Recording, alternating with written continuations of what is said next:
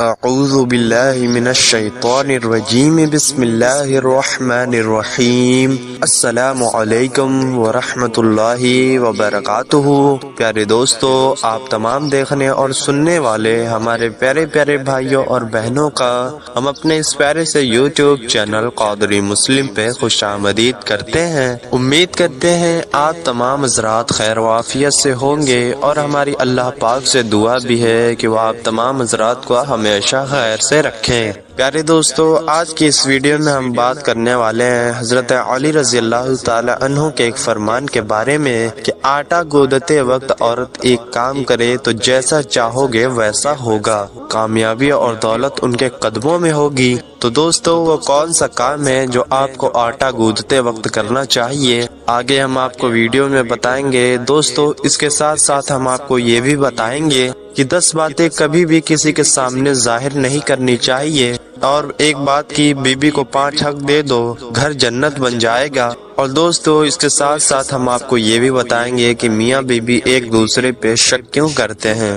اور حضرت علی رضی اللہ تعالیٰ عنہ اس کے بارے میں کیا ارشاد فرماتے ہیں یہ بھی ہم آپ کو بتائیں گے۔ تو ویڈیو بہت ہی زیادہ پیاری ہونے والی ہے، تو آپ سے گزارش ہے اسے آخر تک ضرور دیکھیں، اور میری آپ سے گزارش ہے اگر آپ ہمارے یوٹیوب چینل قادری مسلم پر نئے ہیں تو اسے ضرور سبسکرائب کریں، کیونکہ ہم روزانہ ایسے ہی مزید معلوماتی اور پیاری پیاری وظائف کی ویڈیو لے کر آپ کی خدمت میں حاضر ہوتے ہیں، اور معلوماتی ویڈیو لے کر آپ خدمت میں حاضر ہوتے ہیں۔ تو ہمارے چینل کو سبسکرائب کر کے ہماری حوصلہ افزائی کریں اور ہمیں سپورٹ کریں۔ تو پیارے دوستو، چلیے ویڈیو کو شروع کرتے ہیں۔ ایک بار ایک عورت حضرت علی رضی اللہ تعالی عنہ کے خدمت میں آئی اور رو رو کر کہنے لگی، اے علی شیر خدا، میری دعائیں قبول نہیں ہوتی، میری خواہشیں پوری نہیں ہوتی، اور نہ ہی میرے پاس اتنا وقت ہے کہ میں رات بھر بیٹھ کر اللہ کی عبادت کر سکوں اور وظیفے کر سکوں۔ مجھے کوئی آسان سا عمل بتائیے جو میں کروں اور میری دعائیں قبول ہو جائیں۔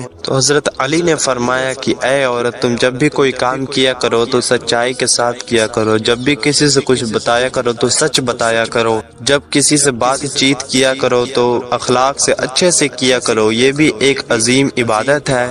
اور جب بھی تم روٹی بنایا کرو تو تم کہا کرو کہ اے اللہ، تو نے اس حقیر سی بندی کو یاد کیا، تو نے مجھے رزق دیا اور رزق پکانے کی طاقت دی۔ اے اللہ، اپنے محبوب صلی اللہ علیہ وسلم کے صدقے سے میری دعاؤں کو بھی قبول فرما۔ حضرت علی نے فرمایا، اے عورت، یاد رکھنا، جب انسان رزق اپنے گھر والوں کے لیے یا اپنے لیے بناتا ہے اور اس وقت وہ دعا مانگتا ہے تو اللہ عز و جل اس دعا کو رد نہیں کرتا۔ پیارے دوستو، اب ہم آپ کو وہ باتیں بتائیں گے، وہ 10 باتیں بتائیں گے جو کبھی کسی کے سامنے ظاہر نہیں کرنی چاہیے، ورنہ آپ برباد ہو جائیں گے۔ نمبر 1، اپنی پوری طاقت۔ اپنی پوری طاقت کے بارے میں کبھی بھی کسی کو نہیں بتانا چاہیے کہ میں کتنا طاقتور ہوں، بلکہ صحیح وقت آنے پر اس کا استعمال کرنا چاہیے۔ نمبر 2، اپنے دل کے راز کبھی بھی کسی کے سامنے ظاہر نہیں کرنا۔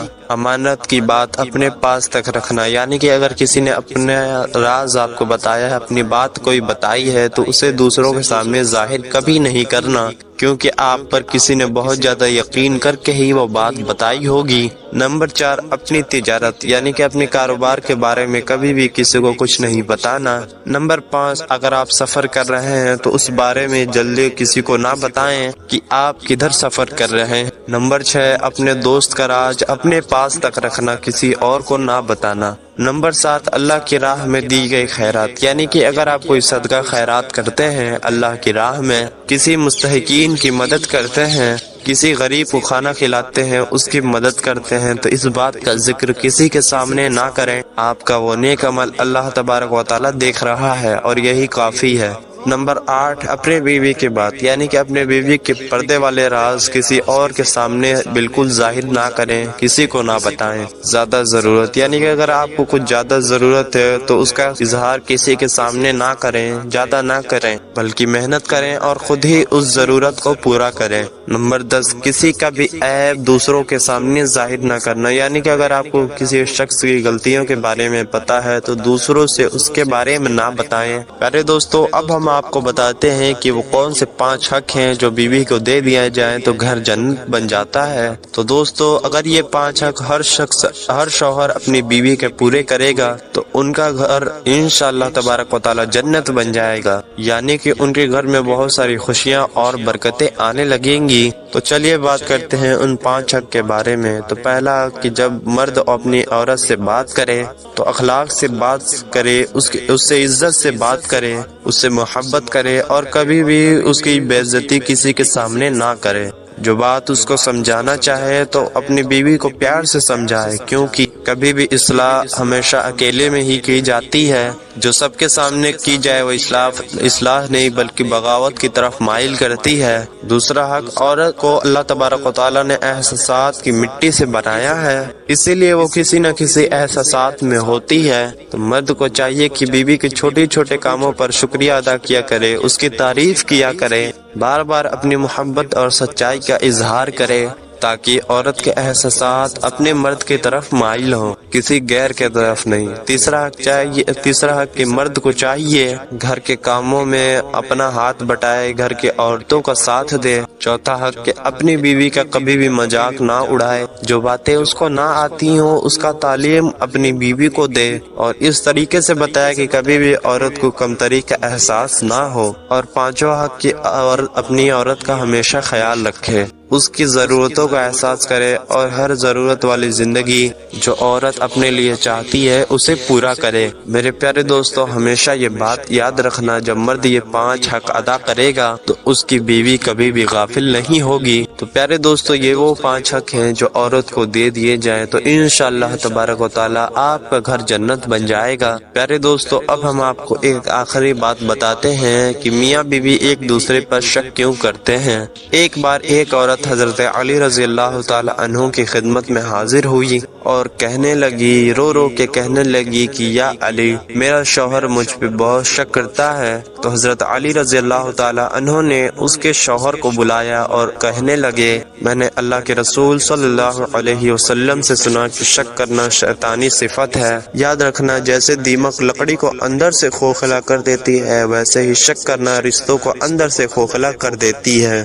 اے شخص، یاد رکھنا، شیطان سب سے زیادہ خوش تب ہوتا ہے جب میاں بیوی آپس میں لڑتے ہیں، کیونکہ میاں بیوی کا لڑنا صرف 2 لوگوں کا لڑنا نہیں ہوتا، بلکہ یہ تو 2 نسلوں کا لڑنا ہوتا ہے، 2 خاندانوں کا لڑنا ہوتا ہے۔ اے شخص، یاد رکھنا، تم دونوں کا اس طرح سے لڑنا، اس طرح سے شک کرنا اس لیے پیدا ہوا کیونکہ تم نے اس رشتے سے دوستی، احساس و محبت کو ختم کر دیا۔ جب میاں بیوی کے بیچ احساسات ختم ہونے لگتے ہیں تو دوریاں بڑھ جاتی ہیں اور وہی دوریاں شک پیدا کرتی ہیں۔ میں نے اللہ کے رسول صلی اللہ علیہ وسلم سے سنا، رشتوں کی بنیاد یقین ہے، محبت ہے۔ میاں بیوی کا جو رشتہ ہوتا ہے، جو محبت ہوتی ہے، وہ یقین پر ٹکی ہوتی ہے۔ جہاں بھی یہ رشتے کمزور ہونے لگی تو یہ رشتہ ٹوٹنے لگتا ہے۔ اس پر وہ شخص کہنے لگا کہ یا علی، میں شک نہیں کرنا چاہتا، بلکہ حالات ہی ایسے بن جاتے ہیں کہ میرے دماغ میں شک ہونے لگتا ہے، اور بات یہاں تک آ پہنچی تو اس پر حضرت علی رضی اللہ تعالی عنہ نے ارشاد فرمایا، اے شخص،